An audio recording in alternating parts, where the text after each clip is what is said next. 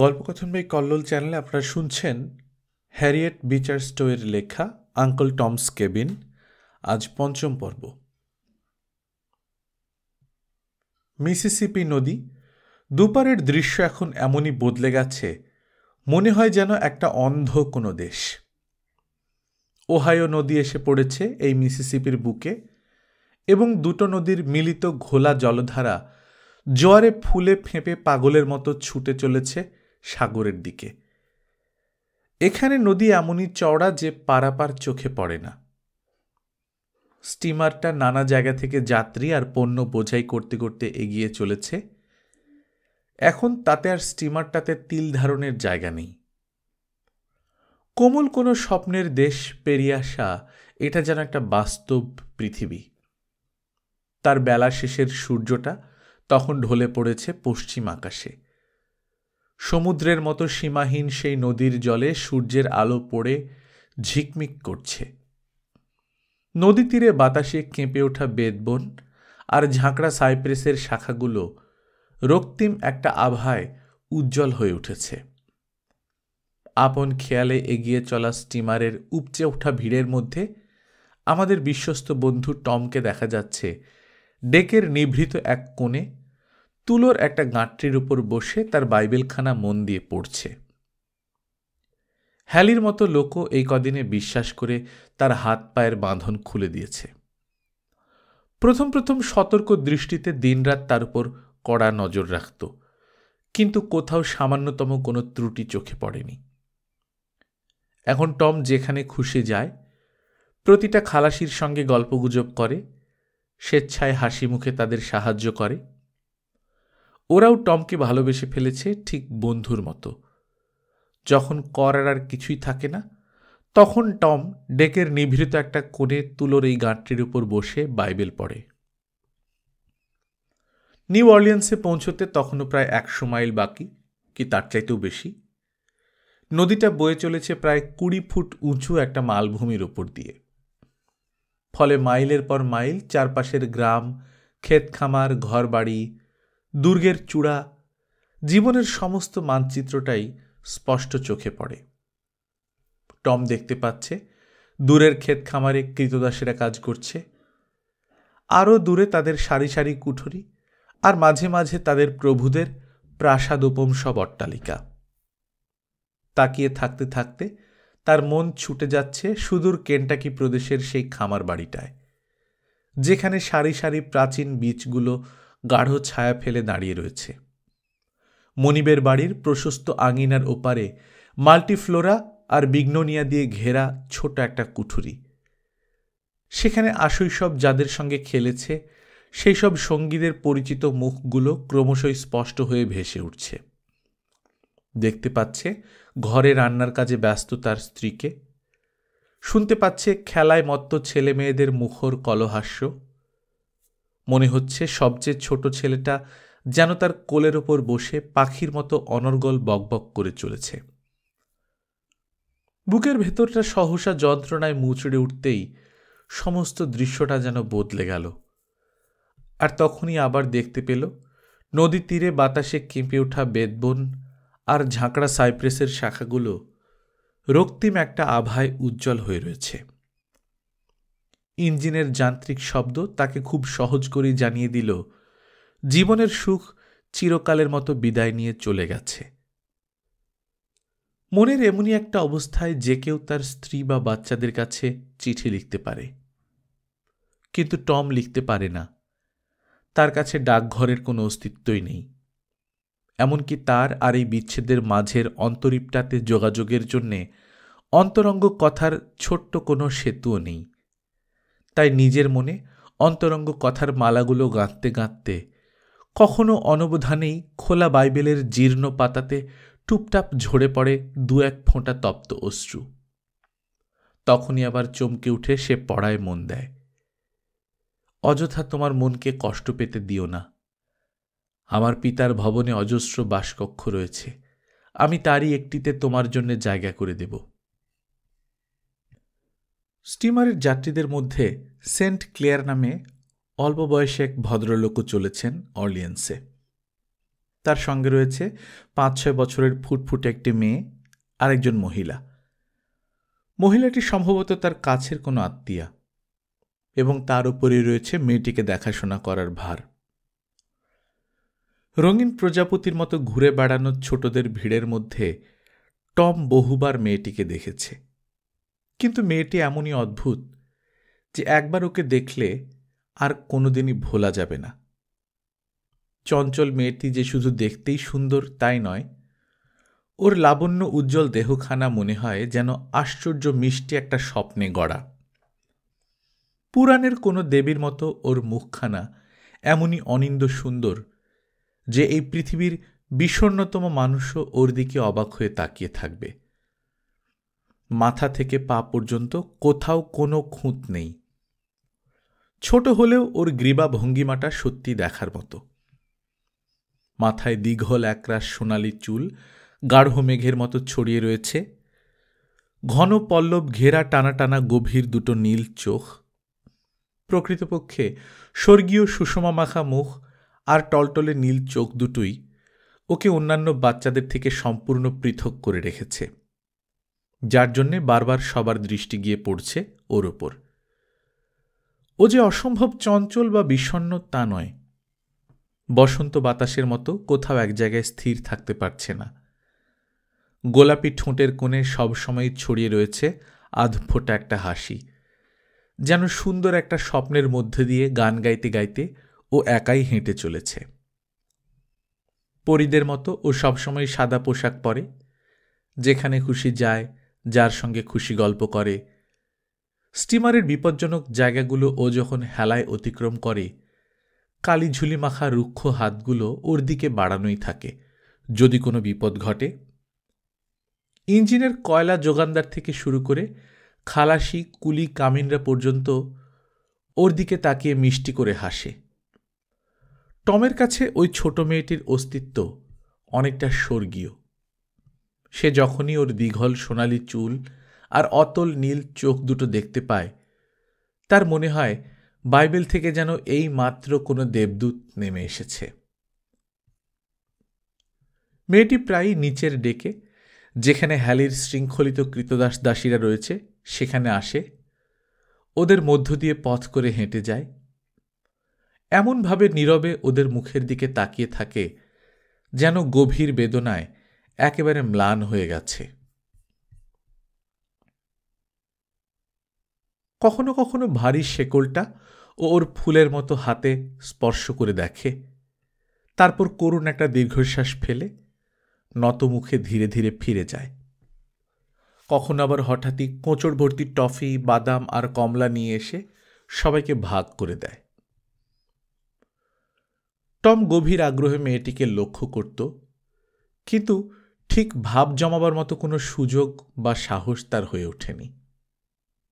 Cherry ফলের বিচি দিয়ে টম খুব সুন্দর সুন্দর ঝুড়ি, বুনো বাদাম দিয়ে অদ্ভুত অদ্ভুত যত মুখ আর খেলনা বানাতে পারত।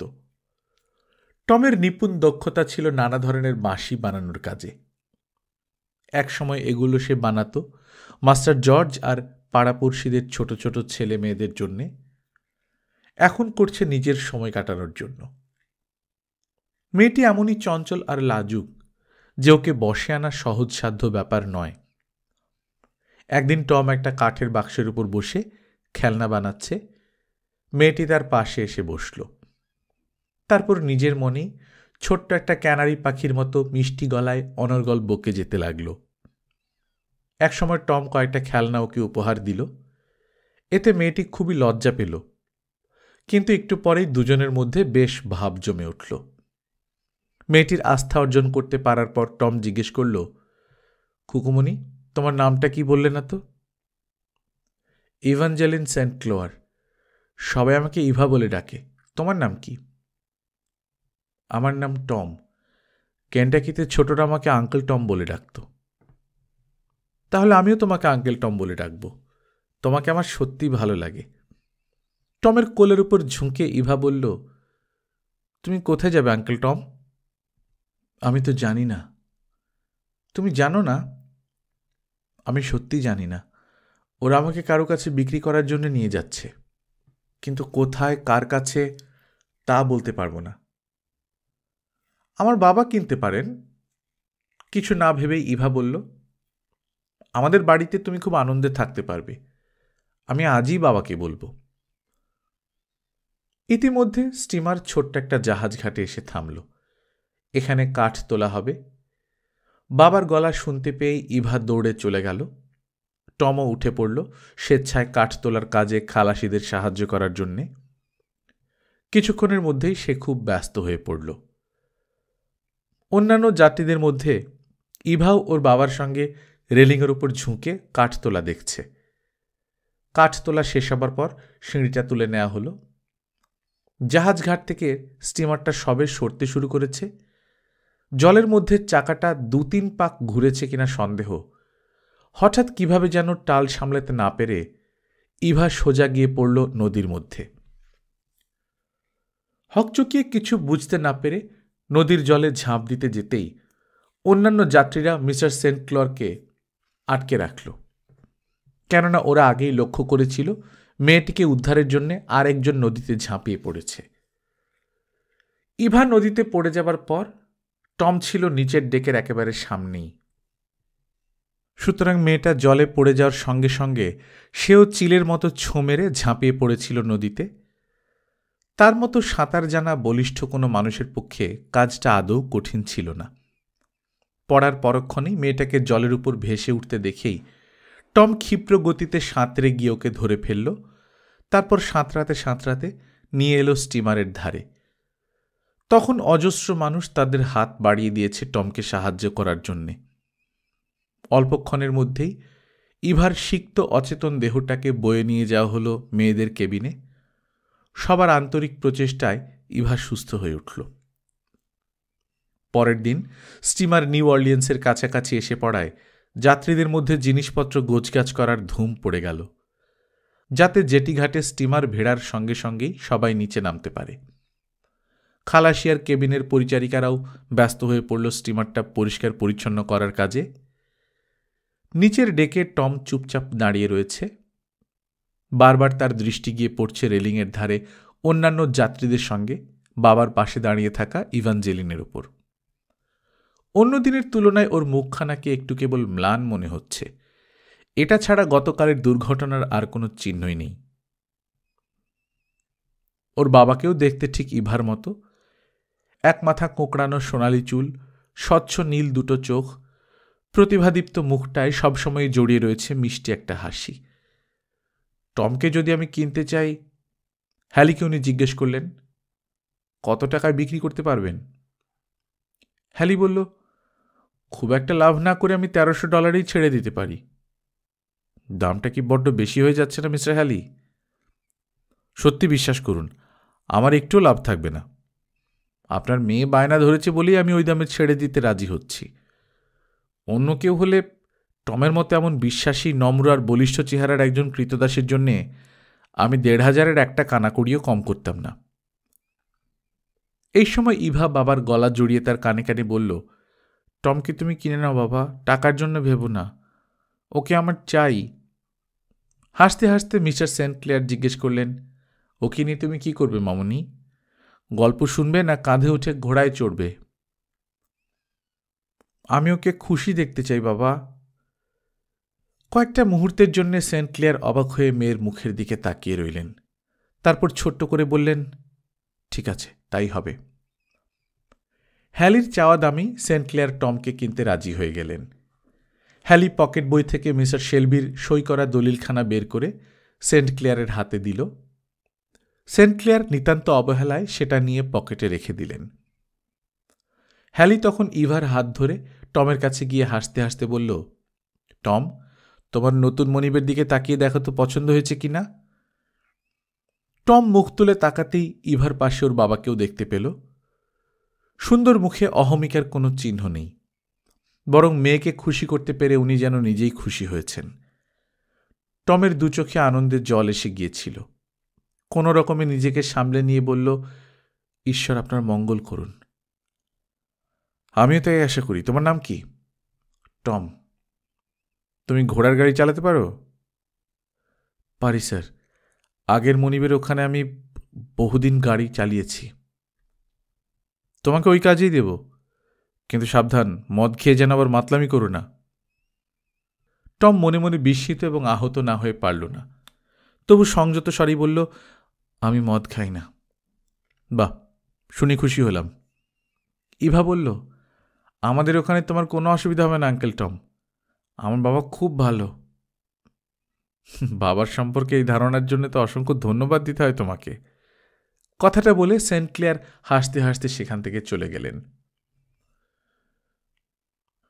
অগাস্টিন ক্লেয়ার লুইজিয়ানার অত্যন্ত ধনী একজন কৃষকের সন্তান। একসময় সেন্ট ক্লেয়ারদের পূর্বপুরুষরা ছিল ক্যানাডিয়ান। অগাস্টিনরা মাত্র 2 ভাই। চেহারা, চরিত্র এবং মানসিকতায় দুজনের মধ্যে সামান্যতম মিল ছিল না। এক ভাই ভারমন্টের সমৃদ্ধশালী জমিদারিতে নিজেকে প্রতিষ্ঠিত করেছে, অন্য ভাই রয়ে গেছে লুইজিয়ানার এই পৈতৃক জমিদারিতে। অগাস্টিনের মা ছিলেন হিউগেন্ট ধর্মাবলম্বী ফরাসি একটি পরিবারের মেয়ে, যে পরিবারটা বহুকাল আগে থেকেই লুইজিয়ানায় স্থায়ীভাবে বসবাস করছিল। চেহারা আর স্বভাবের দিক থেকে অগাস্টিন মায়েরই আদল পেয়েছিল। ছোটবেলা থেকেই অগাস্টিন ছিল অসম্ভব খেয়ালি আর লাজুক প্রকৃতির। চাষাবাদ দেখার চাইতে পড়াশোনার উপরই তার ঝোঁক ছিল সবচাইতে বেশি। কলেজে পড়াশোনার সময় অত্যন্ত সরল এবং আশ্চর্য রূপসী একটি মেয়ের প্রেমে পড়ে এবং মেয়েটিকে পাবার জন্য পাগল হয়ে ওঠে প্রায়। কিন্তু মেয়েটির বাবা মা রাজি না হওয়ায় ওদের দুজনের সম্পর্ক ভেঙে যায়। পরবর্তীকালে মেরি নামে যে মেয়েটির সঙ্গে অগাস্টিনের বিয়ে হয়, সে মেয়েটিও রীতিমতো রূপসী এবং অগাধ পৈতৃক ধন সম্পদের একমাত্র উত্তরাধিকারিণী। কিন্তু বিবাহিত জীবনে অগাস্টিন সুখী হতে পারেনি। বিশেষ করে ইভানজেলিনের জন্মের পর থেকে ভগ্ন স্বাস্থ্যের জন্য মেরিকে প্রায়ই শয্যাশায়ী হয়ে পড়তে হয় এবং কখনো কখনো অসহ্য মাথার যন্ত্রণায় সপ্তাহে 3 দিন বিছানা থেকে নড়তেই পারে না। ফলে সংসারের যাবতীয় কাজের ভার চাকর বাকরদের হাতে। ওরাও প্রশ্রয় পেয়ে যা খুশি তাই করে। বলার কেউ নেই, ইভাকে সত্যিকারের দেখাশোনা করার নেই কেউ। সেই জন্যেই অগাস্টিন সেন্ট ক্লেয়ার ভারমন্টে গিয়েছিলেন ওফেলিয়াকে নিয়ে আসার জন্যে। ওফেলিয়া অগাস্টিন সেন্ট ক্লেয়ারের সম্পর্কের চাচাতো বোন, বয়সে তার চাইতেও কয়েক বছরের বড়। দুজনেরই শৈশব কেটেছে ভারমন্টে। ওফেলিয়া ছোট ভাইটিকে অসম্ভব ভালোবাসতেন।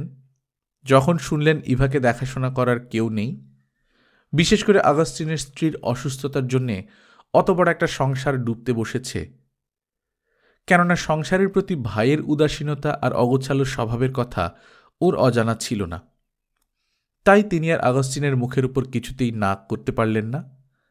তাছাড়া ওরও মনে হয়েছিল ইভার মতো মেয়ে পৃথিবীতে সত্যি খুব কম দেখা যায়। কুমারী অফেলিয়া আর অগাস্টিন সেন্ট ক্লেয়ার দুজনের মধ্যে মানসিকতার সুন্দর একটা মিল থাকলেও স্বভাবের দিক থেকে অফেলিয়া কিন্তু ভাইয়ের ঠিক বিপরীত। ওনার সব কিছুই চলে ঘড়ির কাঁটা ধরে। কাজের ধারার মধ্যেও বিশৃঙ্খলার কোনো স্থান নেই। চেহারাটা যেমন সহজ স্বাভাবিক, উজ্জ্বল কালো চোখে তাকানোর ভঙ্গিটাও তেমনি সহজ। সবার মুখের উপরেই স্পষ্ট কথা বলেন। সরাসরি কারোর মুখের দিকে যখন তাকান, মনে হয় যেন তার ভেতরটা পর্যন্ত স্পষ্ট দেখতে পাচ্ছেন। ফলে অনেকেই ওকে যেমন সমীহ করে, তেমনি অনেকেই আবার এড়িয়ে চলতে পারলেই বেঁচে যায়। ইভাদের গাড়ি এসে থামল প্রাসাদোপম বিরাট একটা অট্টালিকার সামনে। মুর এবং ফরাসি স্থাপত্যরীতির তৈরি কারুকার্য করা এই বাড়িটা বেশ পুরনো আমলের। ভেতরে প্রকাণ্ড একটা আঙিনা, আঙিনার মধ্যে দিয়ে বেশ খানিকটা গেলে তবে গাড়ি বারান্দা। উল্টো দিকে সম্পূর্ণ পাথর দিয়ে বাঁধানো একটা ফোয়ারা, তাতে অবিশ্রান্ত ধারায় ফিনকি দিয়ে উঠছে রূপালী জলস্রোত। নিচে কাঁচের মতো স্বচ্ছ জলে খেলে বেড়াচ্ছে দুটি বিচ্ছুরিত সব রঙিন মাছ। ফোয়ারার চারপাশে মোজাইক করা পথ, পথের উপরে অনেকখানি জায়গা জুড়ে ফুল আর ফলের বাগান। মাঝে মাঝে আশ্চর্য সুন্দর সব মর্মর পাথরের মূর্তি। গাড়ি বারান্দার সামনেই ফুলে ফুলে ছাওয়া দুটো কমলার গাছ গাঢ় 2 টুকরো ছায়া ফেলে দাঁড়িয়ে রয়েছে। ভেসে আসছে অ্যারাবিয়ান জুই আর রাজকীয় গোলাপের মিষ্টি খুশবু। সমস্ত মিলিয়ে পরিবেশটা যে শুধু কাব্যিক তাই নয়, রীতিমতো স্বপ্নিলও বটে।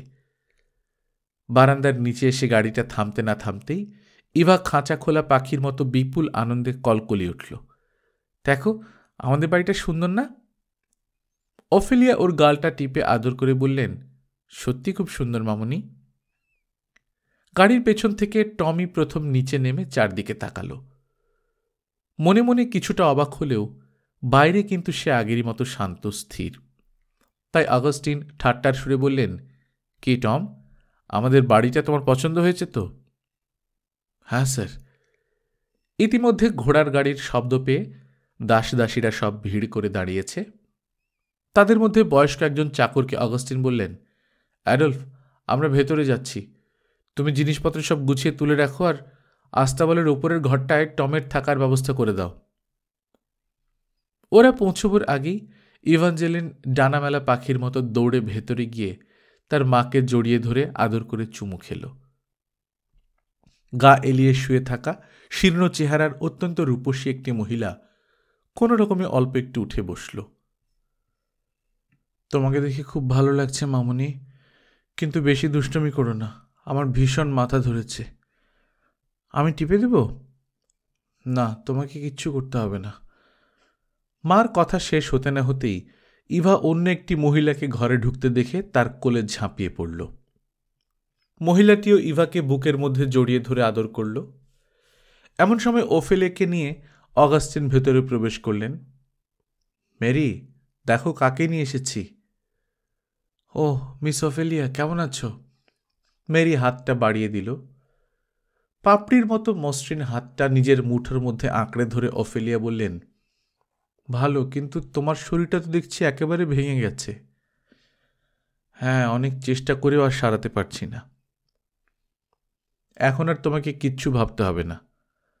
কিছুটা গর্বিত স্বরেই অগাস্টিন বললেন, অনেক সাধ্য সাধনা করে আমার নিউ ইংল্যান্ডের বাস্তববাদী বোনটাকে ধরে আনতে পেরেছি।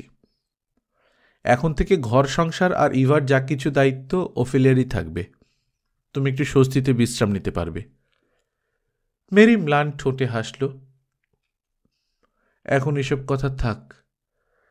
একটু আগে ইভা যার কোলে ঝাঁপিয়ে পড়েছিল, পরিষ্কার পরিচ্ছন্ন লাল পোশাক পরা বেশ লম্বা সুন্দর চেহারার সেই পরিচারিকাটির দিকে তাকিয়ে মেরি বলল, মিস ওফেলিয়ার ঘরটা তুমি দেখিয়ে দাও। উনি খুব ক্লান্ত, একটু বিশ্রাম নেবেন। দেখো যেন ওর কোনো রকম অসুবিধা না হয়। টমরা এসে পৌঁছানোর কয়েকদিন পর মেরি, মিস ওফেলিয়া আর ইভেঞ্জেলিন বসে রয়েছে ব্রেকফাস্ট টেবিলে। পরিচারিকা এসে চায়ের সাজ সরঞ্জাম সব দিয়ে গেল। আসলে কি জানেন মিস ওফেলিয়া, এই চাকর বাকরে আমার কাল হয়েছে। ওদের জন্যেই আমার শরীরটা দিন দিন এমন ভেঙে যাচ্ছে। ওফেলিয়া কিছু বলতে যাবার আগেই ইভা হঠাৎ জিজ্ঞেস করল, তাহলে তুমি ওদের কেন রেখেছ মামুনি? কেন রেখেছি নিজেই জানি না। ছোটবেলা থেকে এমন একটা অভ্যাস হয়ে গেছে যে ওদের ছাড়া তো একবারও চলে না। মেরি সেন্ট ক্লেয়ার আরাম চেয়ারায় হেলান দিয়ে বসে ওফেলিয়ার দিকে তাকালো।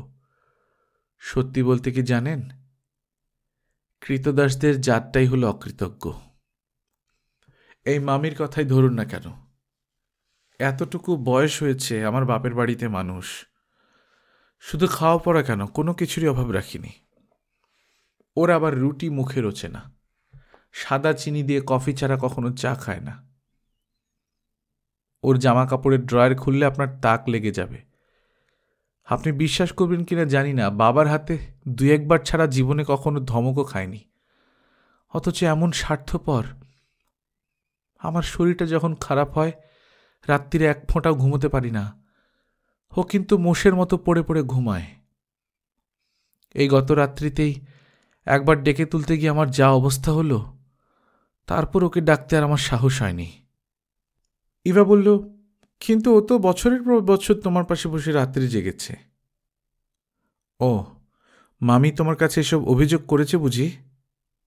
না না, মামি কোনো অভিযোগ করেনি, এমনি গল্প করতে করতে বলেছে কোনো দিন রাত্রিরে তুমি খুব কষ্ট পাও।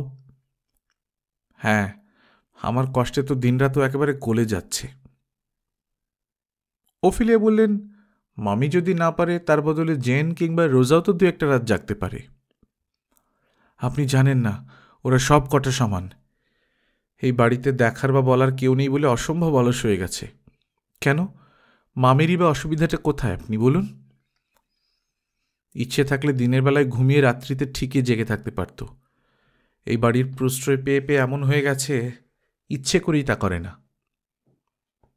ওর কি স্বামী আছে? হ্যাঁ, স্বামী আর 2 বাচ্চা আছে। বিয়ের পর থেকে আমি এখানে নিয়ে আসি। বাবা ওর স্বামীকে কিছুতেই ছাড়তে পারলেন না। ওর স্বামী আমাদের ওখানে কামারের কাজ করে। আর মামির বাচ্চা দুটো এমনই নোংরা যে ইচ্ছে করে ওদের এখানে আনতে দিইনি। প্রথম প্রথম কিন্তু এতটা স্বার্থপর ছিল না, কিন্তু এখন ঘুমোতে পারলে আর কিচ্ছু চায় না। আপনি জানেন না, ও বসে বসে এমনকি হাঁটতে হাঁটতেও ঘুমোতে পারে। চেয়ার ছেড়ে আস্তে আস্তে উঠে ইভা নরম হাতে মার গলাটা জড়িয়ে ধরে মিষ্টি করে বলল, তুমি যদি রাগ না করো, আমিও তো তোমার পাশে 2-1 রাত জেগে থাকতে পারি। তুমি দেখো, আমি একটুও দুষ্টুমি করব না। মেয়ের সোনালি চুলে হাত বুলোতে বুলোতে মেরি হাসল। দুষ্টুমির জন্য নয় মামুনি, ছোটরা রাত জাগতে পারে না, আর ছোটদের রাত জাগা উচিতও নয়। তুমি বিশ্বাস করো মামুনি, বিছানায় শুয়ে অনেকদিন আমি একা একা রাত জেগে থেকেছি, আমার একটু কষ্ট হয়নি। কেন, শুধু শুধু রাত জেগে থাকো কেন? এমনি, রোজ রাত্রে আমি অনেক কিছু ভাবি। কোনো দিন রাত্রে আমার একদম ঘুম আসে না। না না, এমন করো না, এই অভ্যাসটা খুব খারাপ। যাও, তুমি এখন খেলতে যাও, আর এসব বড়দের কথা তোমার শুনতে নেই। কোনো কথা না বলে ইভা মা আর আন্ট ওফেলিয়ার গলা জড়িয়ে ধরে ফুলের পাপড়ির মতো মিষ্টি চুমু দিয়ে ধীরে ধীরে ঘর ছেড়ে বেরিয়ে গেল। ইভা চলে যাবার পর মেরি ছোট্ট একটা দীর্ঘশ্বাস ফেলল। মাঝে মাঝে ইভার জন্য আমার সত্যি খুব ভাবনা হয়। না না, তুমি ওর জন্য কিছু ভেবো না, ওফেলিয়া দ্রুত বাধা দিলেন। ইভা খুব ভালো মেয়ে, ওর মতো সুন্দর মেয়ে আমি আর একটাও দেখিনি। যাই বলুন, ইভা কিন্তু অদ্ভুত, ঠিক আর 5টা মেয়ের মতো নয়। হ্যাঁ, তা অবশ্য ঠিক। ওর যত ভাবসাব সবই কৃতদাস দাসীদের সঙ্গে, তা সে ছোটই হোক বা বড়ই হোক। ওদের সঙ্গে শোয়া বসা, খেলাধুলো, গল্পগুজব, ওদের সঙ্গে যে আমাদের একটা তফাৎ আছে সেটা কিছুতেই বোঝাতে পারলাম না। আর ওর বাবাও তো এসব দেখেও দেখে না। ইভা এখন ছোট, ওর এসব বুঝতে না যাওয়াই ভালো। আন্ট ওফেলিয়া প্রতিবাদ না করে পারলেন না।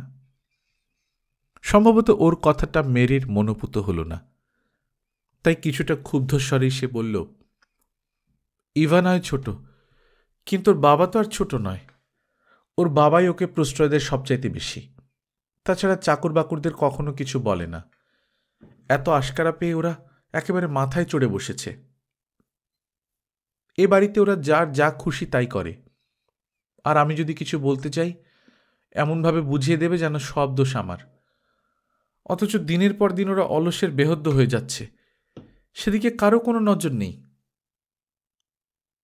আবার তুমি ওদের কুড়েমি সম্পর্কে সেই পুরনো রেকর্ডটা বাজাতে শুরু করেছো তো? খবরের কাগজের খোঁজে এসে অগাস্টিন স্ত্রীর শেষ কথাগুলো শুনতে পেয়ে হাসতে হাসতেই মন্তব্য করলেন, তোমাকে কতবার বলেছি না তুমি কখনো এইভাবে আমার সঙ্গে কথা বলবে না? আমার ধারণা ছিল আমি বেশ ভালো কথা বলতে পারি। আচ্ছা ঠিক আছে, তোমার যখন পছন্দ নয়, তুমি যেভাবে চাইবে আমি সেভাবেই বলবো। খবরদার আমাকে রাগাবে না বলে দিচ্ছি। আচ্ছা আচ্ছা, তুমি যখন না চাও আমি নিশ্চয়ই রাগাবো না। অগাস্টিন সেন্ট ক্লেয়ার আপন মনে শীষ দিতে দিতে খবরের কাগজখানা তুলে নিলেন। আমি তোমাকে বহুবার নিষেধ করেছি অগাস্টিন, আমার সামনে কখনো এমন বিশ্রীভাবে শীষ দেবে না, আমার সত্যি খুব মাথা ধরে।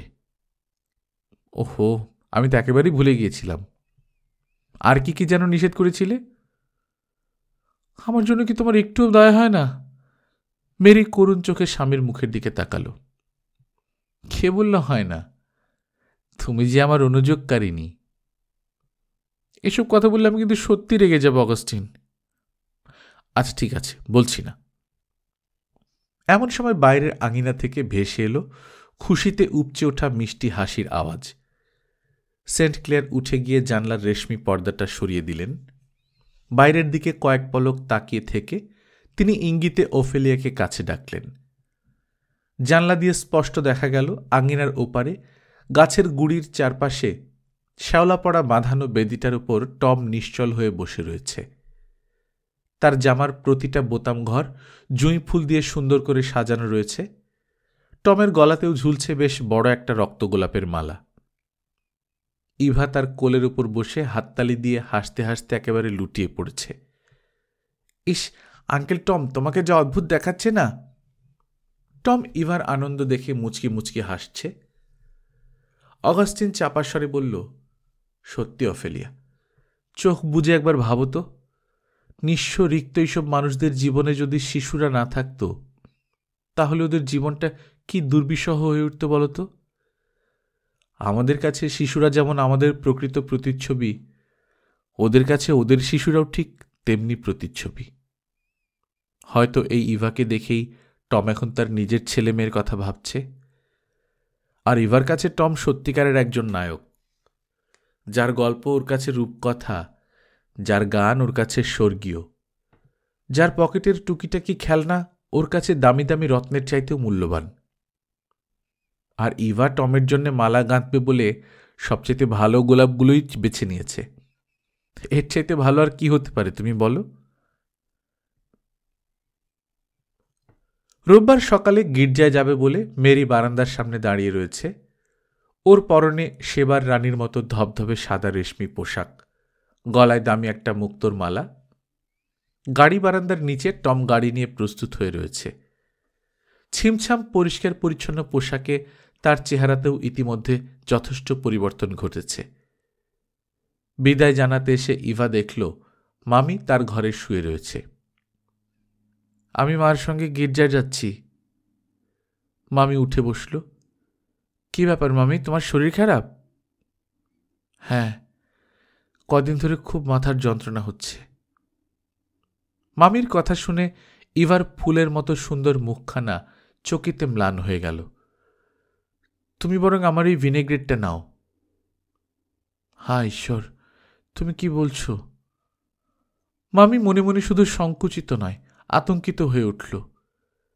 হিরে বসানোর সোনার তোমার এই সুন্দর জিনিসটা আমি কেমন করে নেব? তাছাড়া গির্জায় ওটা তোমারই কাজে লাগতে পারে। কোনো কাজে লাগবে না, বরং এটা তোমারই বেশি কাজে লাগবে। তুমি না করো না লক্ষ্মীটি। কারুকার্য করা সোনার সুন্দর আধারটা মামির বুকের মধ্যে গুজে দিয়ে ওর গলা জড়িয়ে ধরে ইভা আবার দৌড়ে বারান্দায় ফিরে এলো। এখন বাবার সঙ্গে আন্ট ওফেলিয়াও অপেক্ষা করছেন। এতক্ষণ তুমি মামির ঘরে কি করছিলে? মামির মাথায় খুব যন্ত্রণা হচ্ছে মা, তাই ওকে আমার ভিনেগ্রেটটা দিতে গিয়েছিলাম। ইভা! বিস্ময়ে মেরি প্রায় আর্তনাদ করে উঠল। অমন সুন্দর দামি জিনিসটা ওকে দিয়ে দিলে? যাও, এই মুহূর্তে গিয়ে ওটা ফিরে নিয়ে এসো। নীরবে কয়েক মুহূর্ত মার মুখের দিকে তাকিয়ে থাকার পর ইভা ধীরে ধীরে দৃষ্টি নত করল। মেয়ের সেই বেদনাহত মূর্তির দিকে তাকিয়ে অগাস্টিন দৃঢ়স্বরেই বললেন, মেরি, তুমি ওকে কিছু বলো না। বাবা হয়ে তুমি একথা কি করে বলতে পারছো? আমি সেটাই তো বুঝতে পারছি না। মেরি এবার রীতিমতো ঝাঁঝিয়ে উঠল। এরপরে যখন বড় হবে কি অবস্থা হবে একবার বুঝতে পারছো? সে তো ঈশ্বরই জানেন, তবে আমার মনে হয় তোমার বা আমার চাইতে ও বেশ ভালোভাবেই স্বর্গে পৌঁছতে পারবে। না না বাবা। বাবার হাতটা আলতো করে ধরে ইভা বলল, এভাবে বললে মা সত্যি খুব কষ্ট পায়। ঠিক আছে অফেলিয়া, তোমরা এবার বেরিয়ে পড়ো, মিছিমিছি আর দেরি করো না। অফেলিয়া বলল, কেন, তুমি যাবে না? না, আমি যাচ্ছি না। মেরি ব্যঙ্গের সুরে বলল, ও আবার কোনোদিন গির্জায় যায় নাকি? চাকর বাকরদের মতো ও ধর্মের ধারে কাছে ঘেঁষে না। অগাস্টিন স্ত্রীর মন্তব্য গায়ে না মেখে ইভাকে বলল, ভালো না লাগলেও তোমারও যাবার দরকার নেই। বাড়িতে আমরা দুজনে বেশ একসঙ্গে খেলতে পারবো। আমার মনে হয় চার্চে যাওয়াই ভালো বাবা। কেন? চুপচাপ বসে থাকতে থাকতে তোমার তো ওখানে ঘুম পেয়ে যায়। হ্যাঁ, ঘুম পেয়ে যায়, আর একটু ভালো লাগে না। এর চাইতে আঙ্কেল টম অনেক ভালো প্রার্থনা করে। প্রার্থনা করতে করতে আঙ্কেল টমের চোখ দিয়ে জল গড়িয়ে পড়ে। তবু আজ আমি জেগে থাকার চেষ্টা করব বাবা। কি হবে শুধু শুধু কষ্ট করে? ইভা বাপির কানের কাছে বলল, আন্ট অফেলিয়া বলেছে ঈশ্বর আমাদের সবাইকে কাছে চান, আর আমরা যে যা চাই উনি আমাদের তাই দেন। তাই আমি ওর কাছে যাব সবার জন্য প্রার্থনা করতে। ঠিক আছে, তাহলে তুমি যাও, আমার জন্য প্রার্থনা করো। নিশ্চয়ই বাবা। ছেড়ে দিতেই ইভা লাফিয়ে গাড়িতে উঠে মার পাশে গিয়ে বসল। টমও মুখে বিচিত্র শব্দ করে লাগাম নাড়িয়ে গাড়ি ছেড়ে দিল। অগাস্টিন একটা চুরুট ধরিয়ে নিষ্পলক চোখে সেদিকে তাকিয়ে রইলেন। গেট পেরিয়ে গাড়িটা রাস্তার বাঁকে হারিয়ে যেতেই মেরি বলল, চাকর বাকরদের প্রতি দয়া দেখানোটা খুবই ভালো ইভেঞ্জেলিন, কিন্তু ওদের সঙ্গে আত্মীয়ের মতো সম্পর্ক গড়ে তোলাটা ঠিক নয়। মামি অসুস্থ হলে তুমি নিশ্চয়ই ওকে সহানুভূতি জানাতে পারো, কিন্তু অত দামি জিনিসটা ওকে দিয়ে দিতে পারো না, বা ওকে তুলে এনে নিজের বিছানায় শোয়াতে পারো না। আমার তো তাই ইচ্ছে করে মা। এতে যেমন ওকে দেখাশোনা করা সহজ, তেমনি আমার বিছানাটা নরম বলে ওর কষ্ট অনেক কম হবে। মেয়ের জবাবে মেরি স্পষ্টতই হতাশ হয়ে উঠল। ওফেলের দিকে ফিরে বলল, ওকে আমি কি করে বোঝাই বলুন তো? ওকে এখন বোঝাবার কোনো দরকার নেই, পরে বড় হলে সব ঠিক হয়ে যাবে। হালকাভাবেই ওফেলিয়া কথাটা বললেন। সেই মুহূর্তে ইভাকে বেশ ম্লান আর অপ্রতিভ মনে হল, কিন্তু বেশিক্ষণের জন্য তা স্থায়ী হল না। টকবগিয়ে ছুটে চলা গাড়িটার জানলা দিয়ে বাইরের দিকে তাকিয়ে থাকতে থাকতে হঠাৎ কি যেন একটা দেখে ইভা নিজের মনেই খিলখিলিয়ে হেসে উঠল। বৃদ্ধ ভ্যান ট্রাম্পের খামার বাড়িটার যাত্রার আয়োজন তখন প্রায় সম্পূর্ণ বললেই চলে। বেলা শেষের ম্লান সূর্যটা যখন ঢলে পড়েছে পশ্চিমের আকাশে, গোধূলির রাঙা আলোয় গাছগাছালির ছায়াগুলো দীর্ঘ থেকে আরও দীর্ঘতর হয়ে উঠেছে, একজন কোয়াকার এসে বৃদ্ধ ভ্যান ট্রাম্পের কানে কানে খবর দিয়ে গেল, জর্জ হ্যারিস তার বউ আর জিমকে ধরার জন্যে ৬-৭ জনের একটা দল খুব শিগগিরই সরাইখানা থেকে রওনা দেবার জন্য প্রস্তুত হচ্ছে। অপ্রত্যাশিত এই সংবাদে বৃদ্ধ আদৌ বিস্মিত হলেন না, বরং ঠান্ডা মাথায় ধীরে সুস্থে ভেতরে গিয়ে স্ত্রীকে বললেন, অতিথিদের আর কিছুক্ষণের মধ্যেই বেরিয়ে পড়তে হবে, উনি যেন তাড়াতাড়ি ওদের খাবারের ব্যবস্থা করে দেন। তারপর ৬ ছেলের একজনকে পাঠালেন ওর বন্ধু ফিনিয়াস ফ্লেচারের কাছে, সে যেন ঘোড়ায় টানা ওয়াগনটা নিয়ে এখনই একবার চলে আসে। এই প্রসঙ্গে পাঠকদের জানিয়ে রাখি, উড়ো একটা খবরের ভিত্তিতে জর্জ জিমকে নিয়ে ওহায়ো নদীর সেই ছোট সরাইখানায় এসে হাজির হয়েছিল, এবং সেই ভদ্রমহিলার কাছ থেকে খবর নিয়ে এলিজা আর হ্যারির খোঁজ করতে করতে অবশেষে আজই সকালে এই বৃদ্ধ ভ্যান ট্রাম্পের খামার বাড়িতে এসে পৌঁছতে পেরেছে। জিমের সঙ্গে তার মাও রয়েছে। স্বামীকে দেখে এলিজা যত খুশি হয়েছিল তার চেয়ে বেশি অবাক হয়েছিল, কেননা স্বামীর চেহারার এই আমূল পরিবর্তন দেখে কি যেন একটা অশুভ আশঙ্কায় ওর বুক কেবলই কেঁপে কেঁপে উঠছিল। কিন্তু অসম্ভব ক্লান্ত থাকায় জর্জ বেশি কথা বলতে পারেনি। সামান্য কিছু খাওয়া দাওয়ার পর দুপুরে বেশি ঘুমিয়ে পড়েছিল। এলিজা কিন্তু সারাক্ষণই জেগে বসেছিল স্বামীর পাশে। তাই বিকেলে একসময় ঘুম ভাঙতেই জর্জ দেখতে পেল সুন্দর টানা টানা দুটো চোখ ব্যাকুল আগ্রহে তার দিকেই তাকিয়ে রয়েছে। জর্জ, এখন এত মুষড়ে পড়লে চলবে না লিজি, যেভাবে হোক আমাদের কানাডায় পৌঁছতেই হবে। কিন্তু তার আগে যদি ওরা আমাদের ধরে ফেলে? ধরতে পারবে না। আমার শরীরে এক বিন্দু রক্ত থাকা পর্যন্ত কেউ তোমাকে আমার কাছ থেকে ছিনে নিতে পারবে না। এখন আমি সম্পূর্ণ নতুন একজন মানুষ। আমার প্রতিটি শিরা উপশিরায় বইছে স্বাধীন মানুষের রক্ত। তাছাড়া আমার পাশে যতক্ষণ জিম রয়েছে আমি কোনো কিছুকেই পরোয়া করি না। এমন সময় বৃদ্ধ ভ্যান ট্রাম্পের মেয়ে র্যাচেল এসে জানালো, অতিথিদের জন্য রাতের খাবার দেওয়া হয়েছে, কেননা আর কিছুক্ষণের মধ্যেই ওদের বেরিয়ে পড়তে হবে। খাওয়া দাওয়া শেষ হবার আগেই ফিনিয়াস ফ্লেচার তার গাড়ি নিয়ে হাজির। ওটা এখন দাঁড়িয়ে রয়েছে উঠোনের অস্পষ্ট আঁধারে।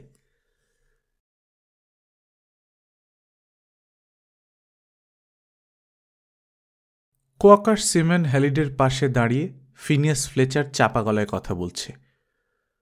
দুজনের চেহারা সম্পূর্ণ বিপরীত।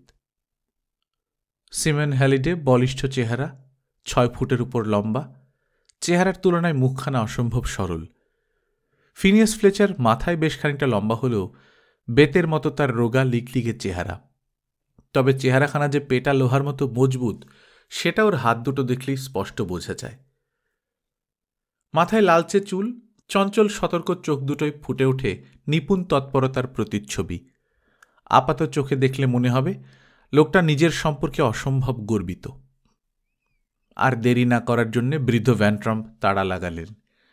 জর্জ, জিম আর এলিজাদের বেরিয়ে আসতে দেখে ফিনিয়াস তাড়াতাড়ি এগিয়ে গিয়ে গাড়ির ভেতর বসার জায়গাগুলো ঠিক করে দিল।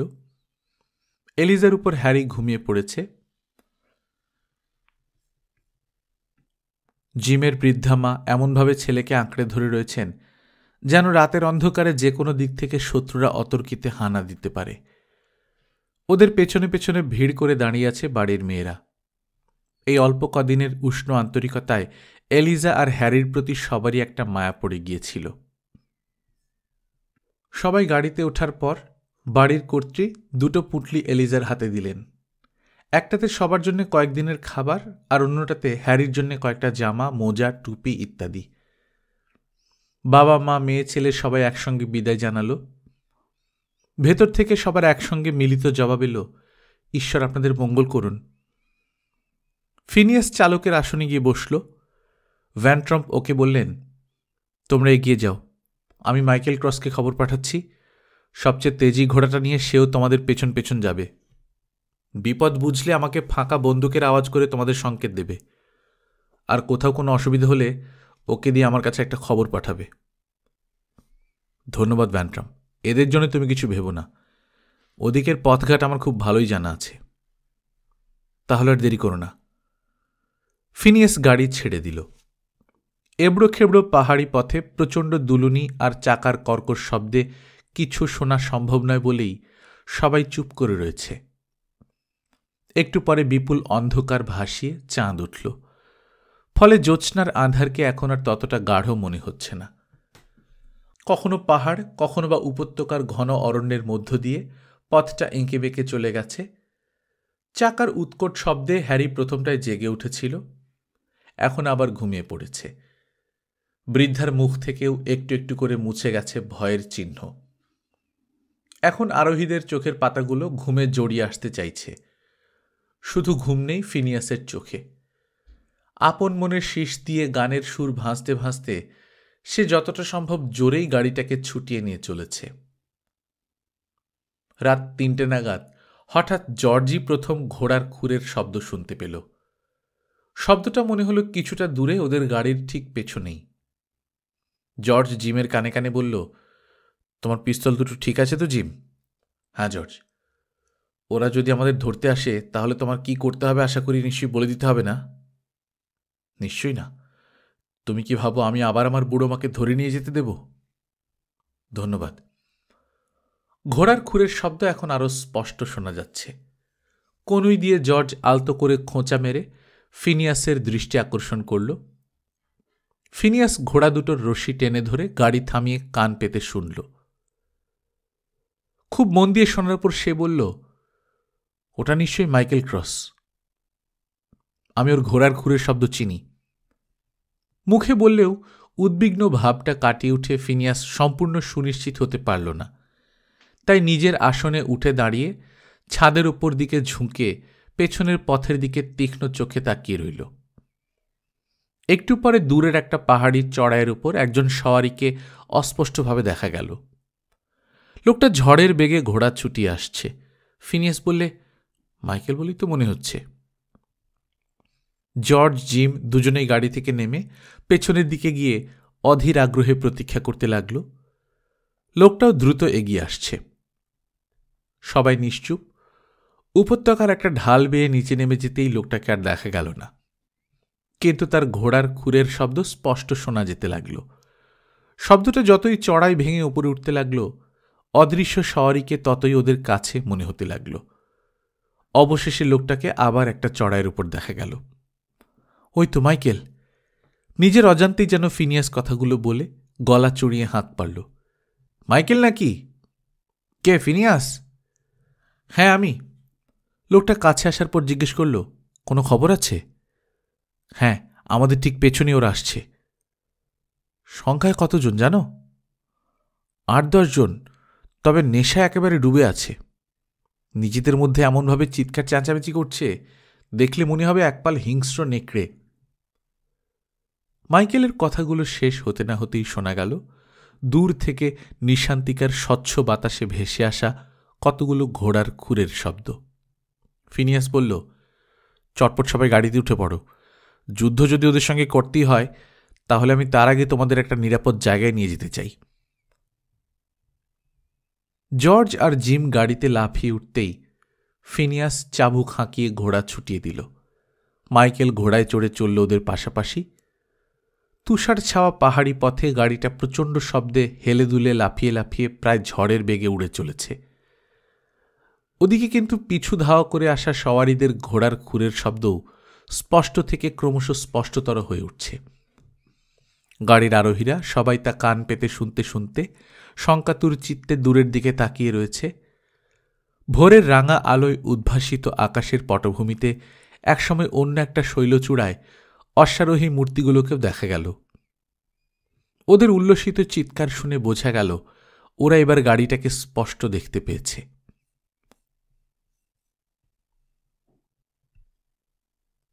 গল্পকথন বাই কল্লোল চ্যানেল আপনারা শুনছেন হ্যারিয়েট বিচার স্টোয়ের লেখা আঙ্কল টমস কেবিন। আজ ৫ম পর্ব। আমরা নিয়মিত গল্প পাঠ করে শোনাচ্ছি। আপনারা যারা প্রথমবার মতো শুনছেন, কাইন্ডলি সাবস্ক্রাইব করে নেবেন। গল্প পাঠ ভালো লাগলে বন্ধুদের সঙ্গে শেয়ার করবেন। নিজে ভালো থাকবেন, আশেপাশের লোকজনকে ভালো রাখবেন। টাটা।